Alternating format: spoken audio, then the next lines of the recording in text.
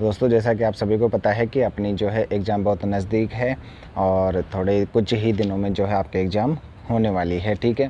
तो एग्ज़ाम को लेके कई लोग उत्साहित भी हैं, तो उत्साहित होने के उससे ज़्यादा तो लोग क्या हैं, हतोत्साहित हो रहे हैं। तो दोस्तों हतोत्साहित ना हो, बेचैन ना हो, आपके एग्ज़ाम जो है बहुत अच्छा होगा और बहुत ही बढ़िया होगा और आप सभी का सिलेक्शन होगा, ठीक है। ये मेरी तरफ से आप सभी के लिए हार्दिक बधाई एवं शुभकामनाएं, ठीक है।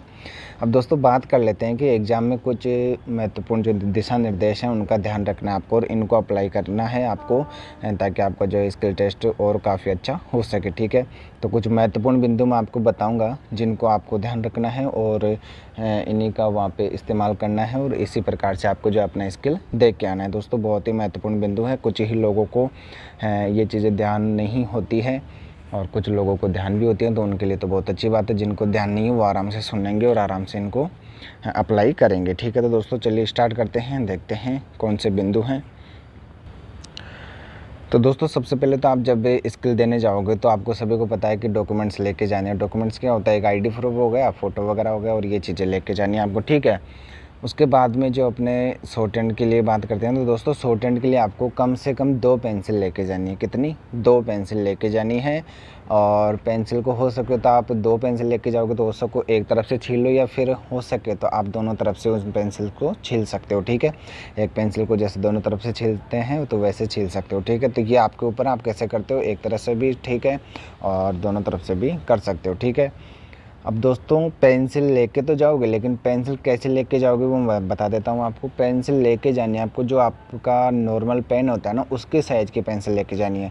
ना ही तो जो अपनी नई पेंसिल आती है बिल्कुल पूरी बड़ी वो पेंसिल लेके जानी है और ना ही उससे छोटी लेके जानी है कि आप बिल्कुल ही छोटी कर दो, वैसा नहीं। जो नॉर्मल पेन होता है अपना उसके साइज़ की पेंसिल कर लेना, उसको काट पीट के और उसको छील लेना, तो उस साइज़ की पेंसिल आपको लेके जानी है। पूरी बड़ी पेंसिल कभी भी नहीं लेके जानी है, ठीक है दोस्तों।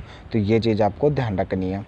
अब बात करते हैं जब आप शॉर्ट हैंड लिखने बैठोगे, तो शॉर्ट हैंड लिखने बैठोगे उससे पहले तो आपको ध्यान रखना है कि पेज के बीच में लाइन खींच के लिखना है। आप कई दोस्त लाइन खींच के नहीं लिखते तो वो तो उनकी हैबिट है, लेकिन आपको लाइन खींच के लिखना चाहिए ताकि आपके समय की बचत हो सके। तो पेज वहाँ पे जो है लाइन खींच लेनी है आपको और जो उससे पहले आपको एक काम कर लेना है क्या कि लाइन खींच ली। अब लाइन खींचने के बाद में आपको करना क्या है कि आपकी जो नोटबुक है, नोटबुक वहाँ पे बिल्कुल फ्रेश नई आती है बिल्कुल, तो उसको आप ओपन करोगे और उसको पेज को मतलब ऐसे चला लोगे, जैसे कॉर्नर से पकड़ के हम पेन उसको चलाते हैं ना, पेज जैसे कि खुल जाएँ, पेज चिपक रहे होते हैं, नई नोटबुक होती है तो उसमें, तो उनको पेज को चला लेना है और आराम से उनको खोल लेना है ताकि आपका जो है सही हो जाए, ठीक है। और इसके बाद में आपको क्या करना है कि आपको नोटबुक के पेज को तो चला लेना है, लेकिन जो पेज अपना कॉर्नर होता है पेज का, उस कॉर्नर से पेज को थोड़ा सा फोल्ड कर लेना है, ठीक है, ताकि आपको उस पेज उलटने में दिक्कत ना आए और वो चिपक जाए तो वो पेज जल्दी से मतलब पलटा जा सके, ठीक है।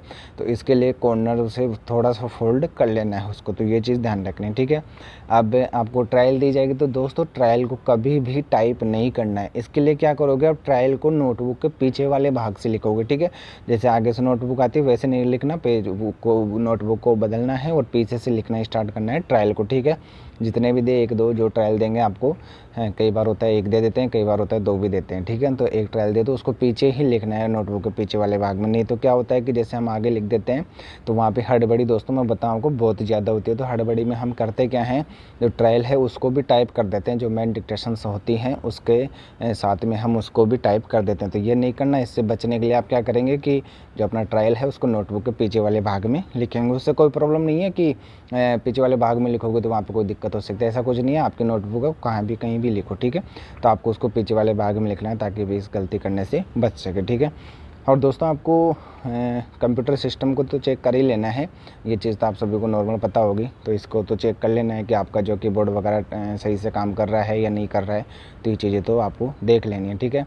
अब मैटर को जैसे कि आप लिख लोगे, डिक्टेशन ख़त्म हो जाएगी आपकी, तो उसके बाद में दोस्तों आपको मैटर को पढ़ना ज़रूर है। डायरेक्ट टाइप करने मत बैठ जाना, उसको पढ़ना ज़रूर है। चाहे आप एक बार पढ़ो, जिनकी स्पीड अच्छी मतलब अफोर्ड कर सकते हैं तो उनको तो 2 बार भी पढ़ना चाहिए, है ना।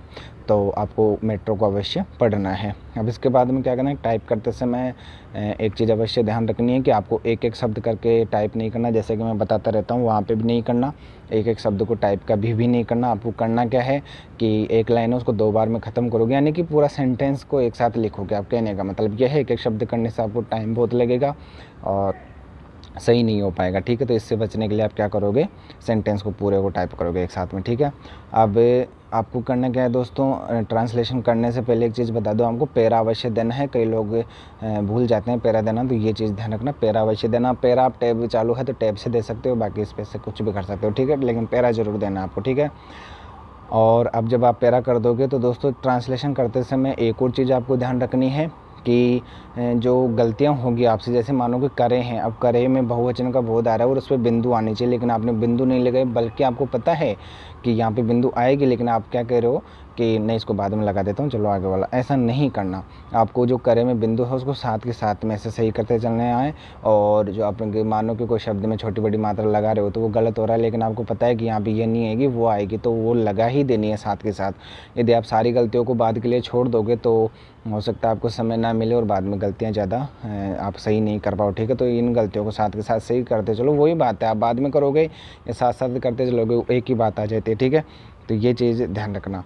अब मैटर टाइप हो जाएगा आपका। अब मैटर टाइप करने के बाद में उसमें मैच ज़रूर करोगे। अब मैंने बताया जैसे कि अब मैच कैसे करोगे, मैं शॉर्ट हैंड के मैटर से मैच करोगे, फिर हिंदी आपको जो है हिंदी के डायरेक्ट देखोगे और हिंदी को भी आप देखोगे, ठीक है, कि मेरे हिंदी में क्या गलतियाँ आ रही है। पहले तो शॉर्ट हैंड के मैटर से मैच कर लेना है, फिर अपनी जो लिखा है आपने हिंदी में जो सामने है आपके, उसी को पढ़ना है शुरू से, ठीक है। और दोस्तों एक जो बात आपको बताऊं, जैसे अपन मैटर को देखते रहते हैं ना तो उसमें गलतियों का पता नहीं चलता। आप क्या करोगे, मैटर को जैसे शॉर्ट हैंड के मैटर से मैच करके जैसे कि 5 सेकंड के लिए अपनी आंखें बंद कर देना। ये मेरा पर्सनल जो कह सकते हो कि एक्सपीरियंस बता रहा हूँ। 5 सेकंड के लिए आप अपनी आंखें बंद कर सकते हो और उसको मैटर को देखना नहीं है। 5 सेकंड के लिए आंखें बंद करो और फिर पढ़ो, तो आपको क्या है, थोड़ी से जो शब्द दिमाग में घूमते रहते हैं ना, सामने दिखते रहते हैं, तो वो क्या है, सही लगते हैं। लेकिन जब आप आंखें बंद करके ऐसा, तो वो मैटर कुछ नया सा लगता है, तो उसमें गलतियाँ थोड़ी सी पकड़ में आती है। मजाक की बात नहीं है, करके देखना, आप यहाँ भी ट्राई कर सकते हो, हाँ, बहुत मदद मिलती है इससे, ठीक है। तो ये चीज़ आप वहाँ पे अप्लाई कर सकते हो। अब मैटर मैच करते समय एक चीज़ अवश्य ध्यान रखनी है, ज़्यादा वर्ड्स तो छूटेंगे, उनको तो देखना ही है, लेकिन दोस्तों जब आप करोगे तो शॉर्ट हैंड के मैटर से इसलिए मैच करना जरूरी होता है कि आपको जो शॉर्ट हैंड में पूरा मैटर लिखा है वो आपने हिंदी में वहाँ पे टाइप किया है या नहीं किया है पूरा, ठीक है। तो ये देखना है कि आपको कहीं लाइन तो मिस नहीं हुई है, कि शॉर्ट हैंड में तो लिखा है आपने, लेकिन हिंदी में ट्रांसलेशन में आपने वो लाइन नहीं लिखी, यानी कि आप लाइन खा गए, ठीक है। भूख लग रही थी तो आप लाइन खा गई। तो ये चीज़ ध्यान रखना है कि आपको जो आपकी लाइन मिस हुई है या नहीं हुई है, लाइन को ज़रूर पकड़ना है आपको, ठीक है, ये करना है। और जो लास्ट में आपका ट्रांसलेशन हो जाएगा, तो जो शॉर्ट हैंड में आप जो पढ़ते समय, जैसे कि मैं बताते रहता हूँ दोस्त, हिंदी लिखेंगे पढ़ते समय उसको, तो उस हिंदी को आपको लास्ट में मिटा के आना है, ठीक है दोस्तों। ये चीज़ ध्यान रखना और आराम से अपनी तैयारी कीजिए। अभी तो 3-4 दिन शेष हैं आपके पास, तो इनमें अच्छी तैयारी कीजिए। भगवान जी का आशीर्वाद आप सभी का साथ है और मेरी हार्दिक बधाई और शुभकामनाएं आप सभी के साथ है। इन चीज़ों का ध्यान रखना आप, और इससे रिलेटेड मैंने काफ़ी सारी बता रखी हैं, तो वो वीडियो भी आप देख सकते हो, चैनल पर मिल जाएगी आपको। और अच्छे से करके आना है दोस्तों। आपका जो है स्किल टेस्ट सरल होता है, बिल्कुल हार्ड नहीं होगा। ऐसे दिमाग में बोधरेशन मत लो कि हाँ मेरा जो है इतना कठिन होगा, ये नहीं होगा, बिल्कुल नॉर्मल होगा। बस आप अपनी तैयारी पे विश्वास रखिए और अपने ऊपर विश्वास रखिए और अच्छे से देख के आइए, ठीक है दोस्तों। और ये चीज़ें जो है आराम से देख लेना, इन चीज़ों का ध्यान रखना। ये छोटी हैं लेकिन बहुत महत्वपूर्ण होती है, इनमें काफ़ी गलतियाँ हो जाती हैं तो दिक्कत हो जाती है। पैरा वगैरह देना और इन चीज़ों का ध्यान रखना है आपको, ठीक है दोस्तों। और कॉमा फुल स्टॉप बोलेगा तो आपको आराम से लगा देना है। तो ठीक है दोस्तों, आराम से करके आना है और सभी को सिलेक्शन ज़रूर लेना है। तो मेरी हार्दिक बधाई और शुभकामनाएं आप सभी के साथ है, ठीक है दोस्तों। तो चलिए, आपकी जो है हो सकता है ये गाइडेंस के लास्ट वीडियो हो, क्योंकि अब 2-3 दिन में आपकी जो है एग्ज़ाम हो जाएगी, ठीक है दोस्तों। तो चलिए मिलते हैं, कोई वीडियो होगी ज़रूरी बनानी तो बनाएंगे और मिलते हैं उसी वीडियो के साथ में। तब तक के लिए धन्यवाद।